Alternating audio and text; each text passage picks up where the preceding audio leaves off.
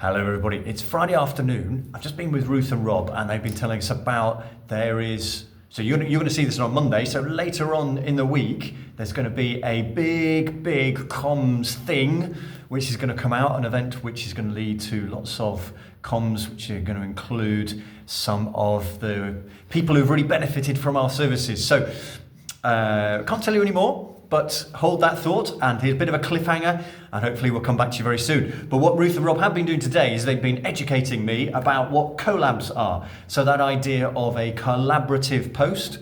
So we did some work, some of you threw us information about connections you've got with Guide Dogs, with Pool Town FC, with the Cook Food restauranty thing, with Help for Heroes, and actually we were able to do joint posts. So rather than just doing a post and hoping someone says that they like it, we did joint posts with them, which means that they use the same words to go out to their audiences, if you like, online. So whereas we would normally get about 300 to 500 views maybe of a post that we put on Instagram, these four particular collabs we did gave us 20,000 fresh eyes on what we were doing. So just imagine that, that's 20,000 people who wouldn't normally get to see our posts, but because we did something with a bigger organization, or an organization just in a totally different place, maybe a business or so on, those are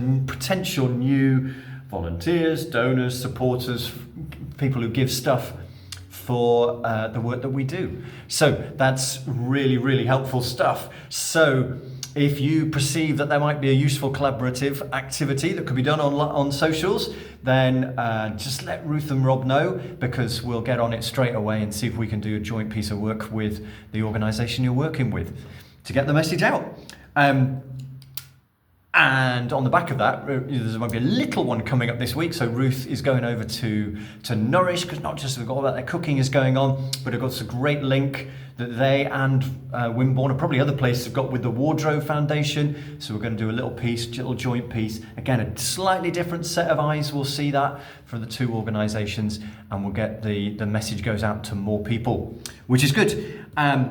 Clearly, there's been some great messaging because we've been able to get a lot of the annual reviews done. Thank you again to Ruth for that. Thank you for those of you who've been putting information into them. They're really helpful. I've got a little pack in my bag of all the different projects, because you never know who you're going to meet, and actually having those around is really helpful. So we've almost finished the complete pack of those. And there's a couple of other things to update you while we're talking about comms things. So one, for example, we're going to bring the social media that has been out with an agency. We're going to bring that back in-house. We've learned some really good stuff over the last couple of years, but we want to save a bit of cash because we then want to introduce a comms intern post, someone who can go out and actually just get more capacity into getting those stories and things done really quickly.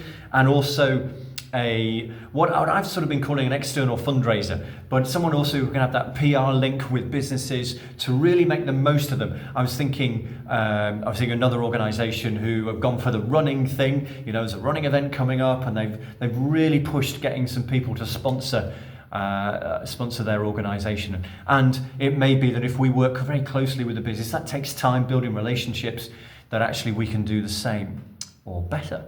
So those two things are coming out, those two posts are coming out. Look out for them very soon. A couple of other ones we're just on with.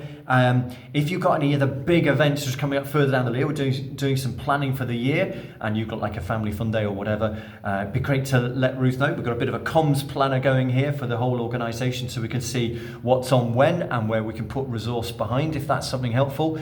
Really grateful to the volunteers that you have in some of your areas who are really working hard on some of that comms. We want to sort of bring all that together and make sure we're learning from each other. And if they see indeed any old logos sitting around on, we found one on Help and Kindness, we found one on Live Well Dorset that just are not up to date, again, let us know so we can update those. It's amazing how the story gets out, isn't it? We had a bit of a surprise visit last week to half-time from one of the mental health workers in the homeless health team, who had heard what was going on at St Mike's, and so they came along, and it was great because they were able to work with a whole bunch of people they wouldn't have been able to do otherwise. That's what getting the story out really does, and I know you'll all have examples of that. Sarah in Christchurch is recovering really well. She's very tired, but she's recovering well from her operation, which we talked about last week, which is good news.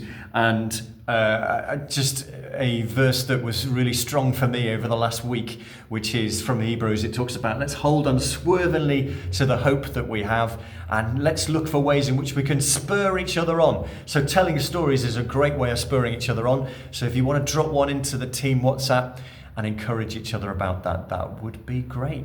Have a really good week. Keep strong, keep hopeful.